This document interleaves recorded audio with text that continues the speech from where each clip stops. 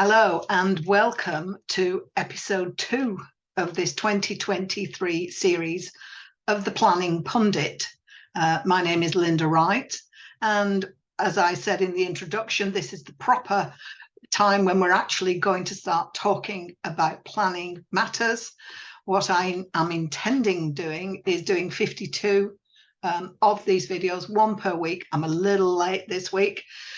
Things got busy on Friday, but life gets in the way sometimes, doesn't it? So what we're going to talk about today, as you've seen from the front screen, serviced accommodation. It's a big, juicy issue at the moment.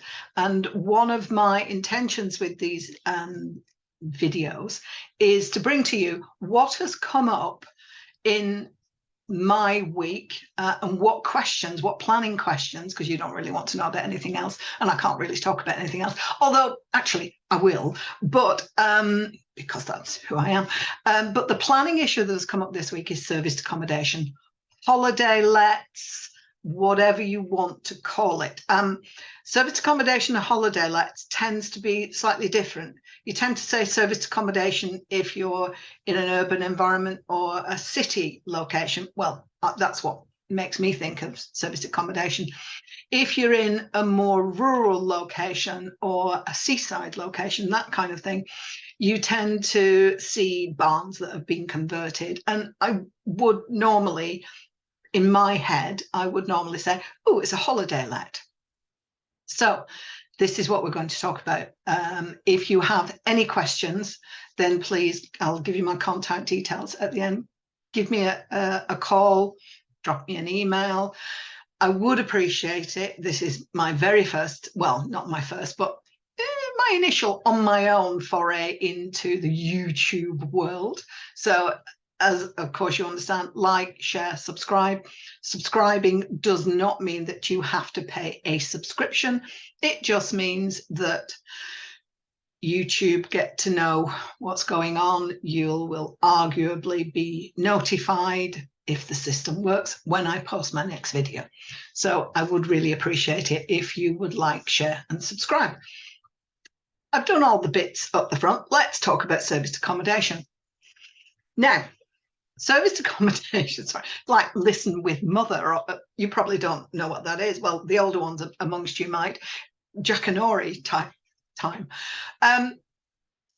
Serviced accommodation falls into several different categories, and it depends on the interpretation of serviced accommodation by the particular council in the area that you're looking at possibly doing this type of thing, either converting or using something that already has the correct use class.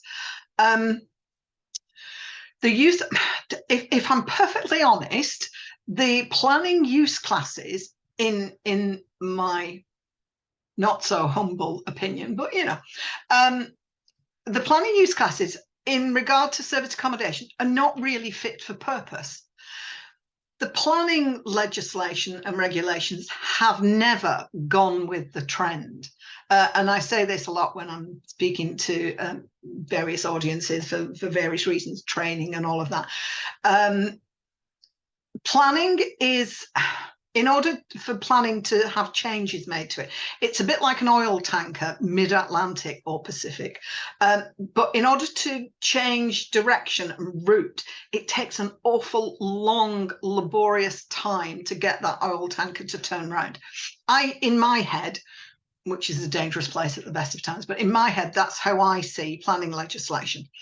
So in that regard, planning legislation has not really kept up with what is a fairly new, although it's a few years old now, but it's a fairly modern idea of serviced accommodation. It's the Airbnbs of this world, and you know, other holiday lettings are available, but it's the Airbnb that is caught global attention. So serviced accommodation is that type of use. Now, there are problems with using properties for serviced accommodation from a full-time residential property. It takes that property out of offering a full-time residential place for someone to live. out, it takes it off the market because it's being let out on a day-to-day, week-to-week, but on a temporary basis, simply because of it being a holiday let, it being serviced accommodation. Now, a lot of the serviced accommodation tends to be either, as I've said, rural or seaside, but it tends to be in towns where there is something to do. There's a historic, the likes of London is a massive one, obviously, because it's a massive tourist destination. But the likes of Bath, Chester, York, there will be a lot of demand for people who simply want to go for a long weekend or a week, want to go and tour around, look at the sites, look at the historic buildings, that kind of thing.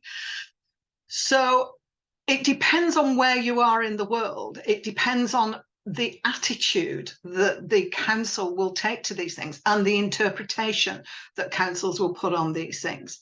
So to go back to what I was saying about the use classes order in this instance, not really being fit for purpose. And I'll tell you the reason why for that. Class C3 residential. Now, if you have a single dwelling house and you're moving house, you don't want to sell it, you want to put it to some useful purpose, but it's in a good location from a tourist destination point of view, so you decide that you are going to let this house out. So that's class C3, arguably retains its residential nature. Class C1 is hotel use. So that is full-time, proper. You go in, there's a reception area, you go to your room, there's possibly a restaurant, you can get room service, that kind of classic hotel feel. Class C1 in the use class, the planning use classes order. Now, another part of the use classes order is sui generis.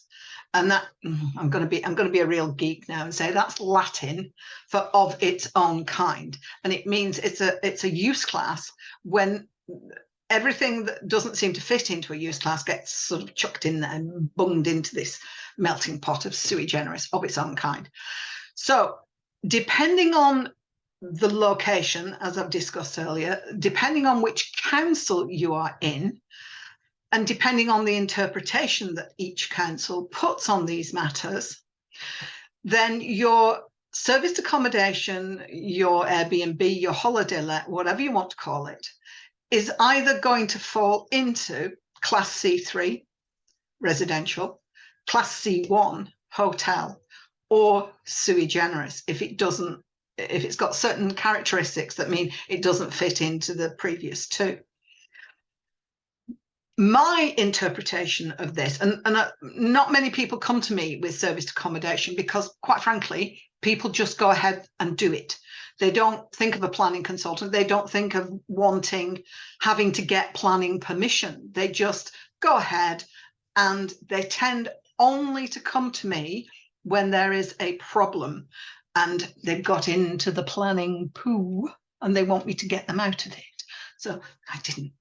If you're of a squeamish disposition or a nervous nature, then you really probably don't want to be watching these videos, because I do say some naughty words from time to time. So class C1, class C3, or sui generis, which one is it? Now, so class C3, let's talk about this. A pure residential, say you have a terraced house or stone cottage or something and it's in a nice location, and you think, oh, people would be interested in staying here, or a chalet by the seaside and think people would be interested in staying here.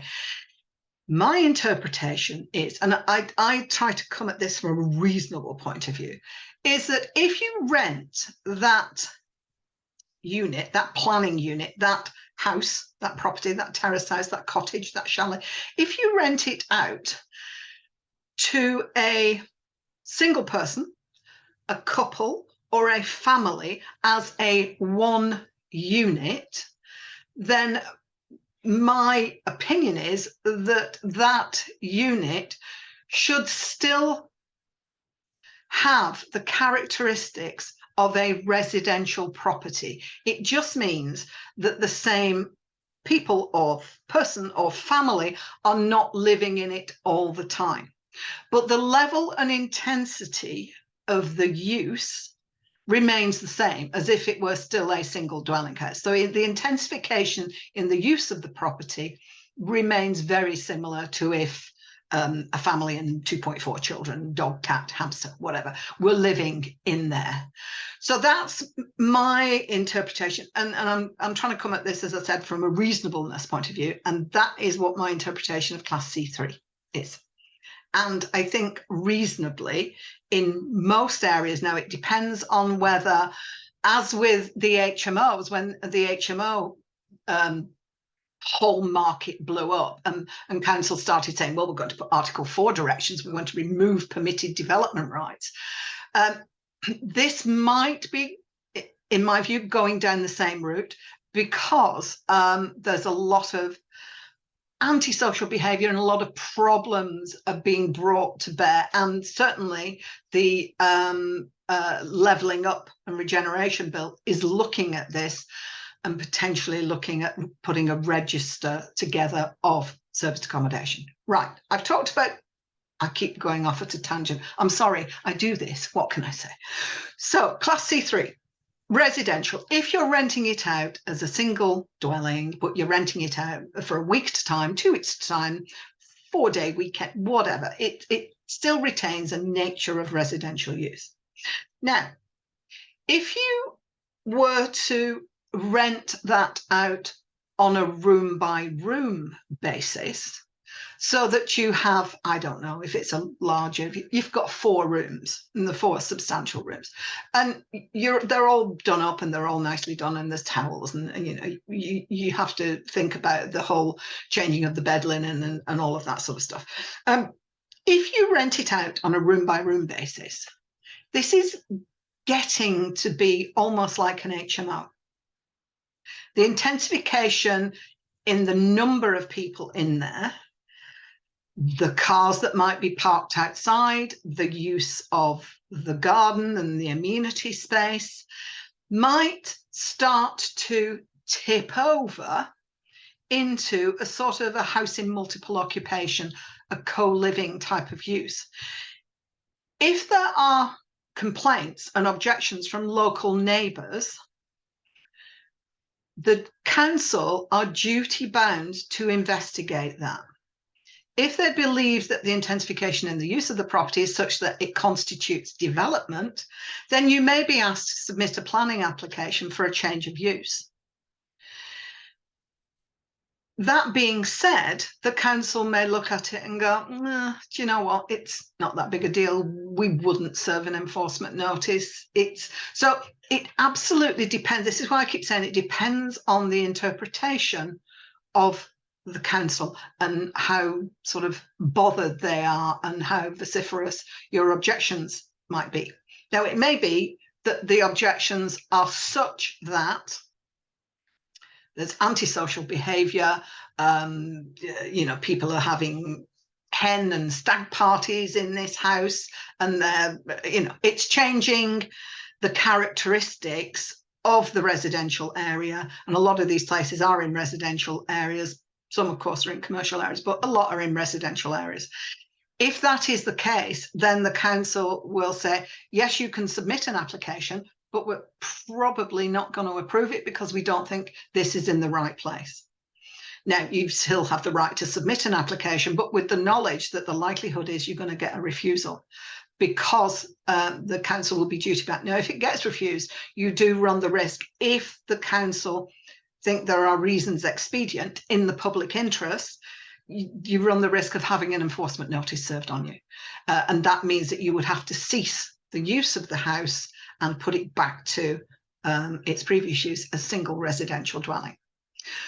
So that, not very much in a nutshell, but in a fairly long-winded way, you'll get used to me talking like this, is your Class C3. So let's talk about Class C1. Well, it's kind of a no-brainer, really, because Class C1 is a hotel, but it's it's a formal, old-fashioned type of how hotels, big hotels generally, are run. In my view, the use classes order really now, in this day and age, with Airbnb and everything else, ought to have a class C5.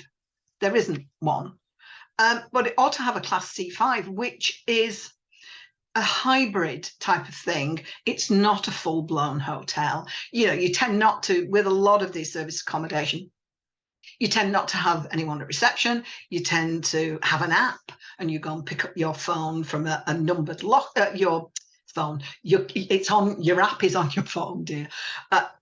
Need to go and have a lie down. Your app is on your phone, and you punch in a PIN number, and you get a key out of a box, and you're away. So from that point of view, serviced accommodation is slightly different. It can be used in cities, certainly. It can be used for corporate clients to use. They come to work in a company for, I don't know, 3 months or something, and they get serviced accommodation, because the very few companies nowadays keep flats and expensive properties running. So they will use serviced accommodation, because most of these types of hotel type use have a bedroom, bathroom, a bit of a sofa and a TV, and certainly some sort of in-room kitchenette type of thing, but it's usually a run along one wall. It's got a sink, it's got a kettle, it's got a microwave, it's got a proper fridge, rather than a hotel bar fridge where every time you move something it sends a bip downstairs to say that you've been drinking vodka all night or something. So it's a bit more than just a hotel room, and it is arguably somewhere where someone could reasonably carry out all of the functions that they need without resorting to a hotel restaurant, and there might even be washing machine facilities and that kind of thing.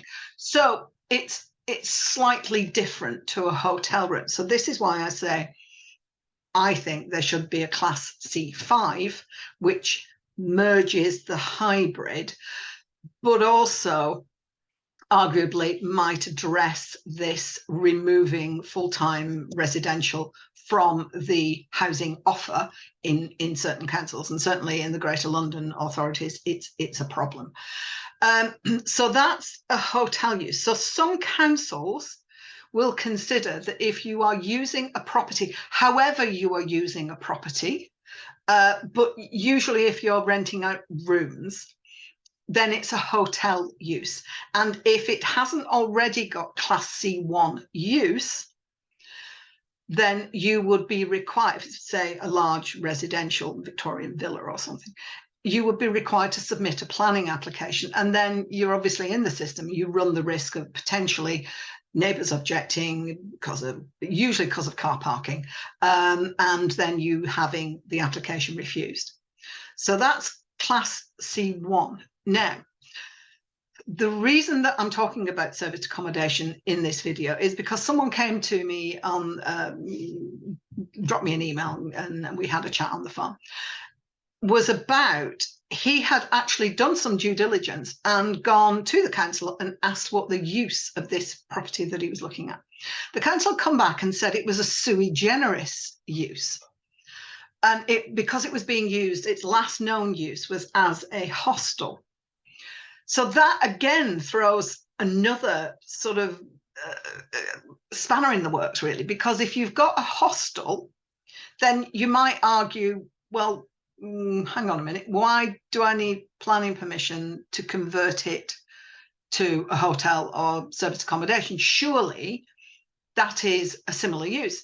And yes, that is the logical line of thought. But quite frankly, dear viewers, planning isn't logical. So because you've got a sui generis use, when you change from use to use within sui generis, there's no permitted development rights. You can't do prior approval for this type of stuff. You just cannot. Don't think that you can look at the prior approval and think it's all permitted development with serviced accommodation. That is just not the case. So if you have arguably a hostel, the council, because you've managed to speak to somebody in the council, minor miracle, is classified in their interpretation of this as sui generis, then anything you do that changes the nature of that use, if it's no longer used as a hostel, and it depends on the nature of what the hostel would use. Was it for vulnerable adults? Was it for homeless? Was it for, there could be all sorts of reasons why a hostel is put together, women's hostels, victims of abuse, all of this kind of stuff. So it depends on that hostel. But if you're then going to use it as serviced accommodation, and arguably there are going to be people turning up in cars, I think if you're going from hostel to serviced accommodation, you're almost halfway there, because it's already been used for multifunction, for people coming and going. It's not been a single family house whereby if you then put lots more people in it, it's going to intensify the use. I think to go from a hostel, it's I hate to say a rubber stamp job, but it's almost that the councillor probably going to look at it on the point of view, well, how much of a change is there to go from hostel to serviced accommodation? However, the issues of car parking, because as soon as you submit a planning application, then the neighbours will be consulted.